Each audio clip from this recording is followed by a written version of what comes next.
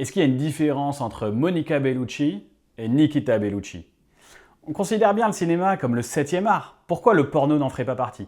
Si on regarde l'étymologie du mot art, ça vient de techné en grec, qui signifie un savoir-faire en vue de produire un certain résultat. De ce point de vue, on peut difficilement dire qu'il n'y a pas un certain savoir-faire des hardeurs et des hardeuses qui jouent dans ces films. Je crois qu'on peut même parler carrément de prouesse technique.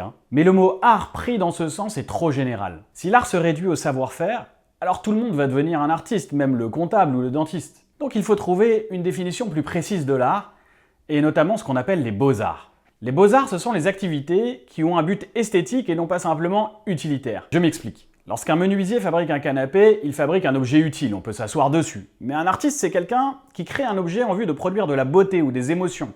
Le canapé Boca de Dali, par exemple, vous ne pouvez pas vous asseoir dessus, mais vous pouvez le contempler. Maintenant, est-ce qu'il y a de la beauté et des émotions dans les films de bowling?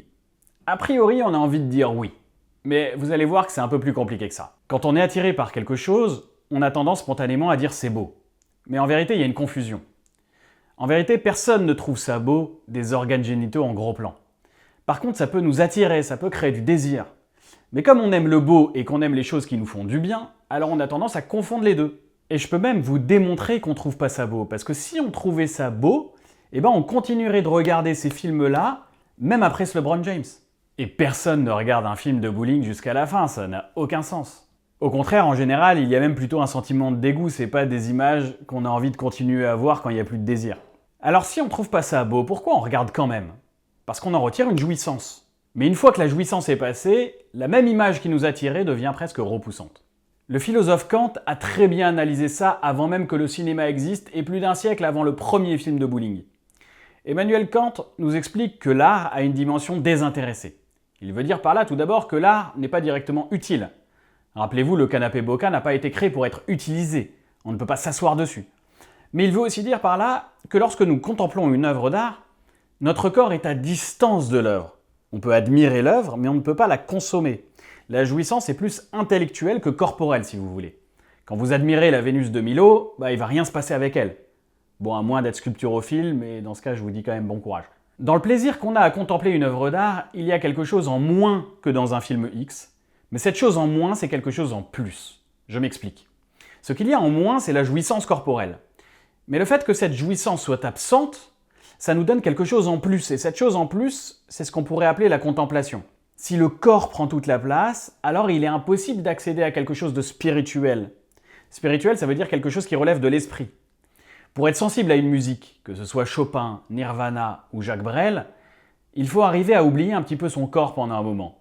Ça ne veut pas dire que le corps est absent dans l'expérience artistique, mais il est au service de quelque chose qui le dépasse. Dans la danse par exemple, le corps est présent, mais il est toujours dépassé par une idée. L'idée que le chorégraphe a voulu exprimer par cette danse. Le corps doit se plier et se contorsionner pour se soumettre à une écriture, à une idée. Le pianiste aussi doit imposer à son corps, et particulièrement à ses mains, une partition qui a été écrite et qui a été pensée dans le projet d'exprimer une mélodie. Dans la pornographie, le corps n'est jamais dépassé par une idée. Le scénario est en général très pauvre, et le jeu des acteurs est, inexistant.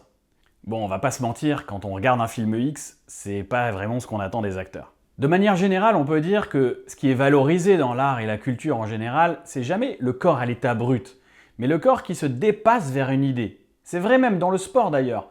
Quand Ronaldo exécute un retourné acrobatique hyper précis au bon moment, ce qui est impressionnant, c'est que son corps s'est plié au millième de seconde près à la figure qu'il a voulu exécuter. Mais pour revenir à notre sujet, les artistes ont parfois utilisé la pornographie. Mais c'était toujours au service d'une idée. Et ça change tout. Je pense par exemple à L'origine du monde de Courbet, qui provoque le spectateur en lui montrant la réalité brute telle qu'elle est. C'est ce qu'on appelle le réalisme. Au cinéma, on a aussi de la pornographie chez Gaspard Noé par exemple, avec le film Love. Mais le porno n'est pas un but en soi, il est dépassé vers une idée, une réflexion sur le couple, sur l'amour ou sur la fidélité. Voilà, dites-moi ce que vous en pensez dans les commentaires, est-ce que vous êtes d'accord ou pas avec Kant? Et moi je vous dis à très bientôt pour une nouvelle vidéo.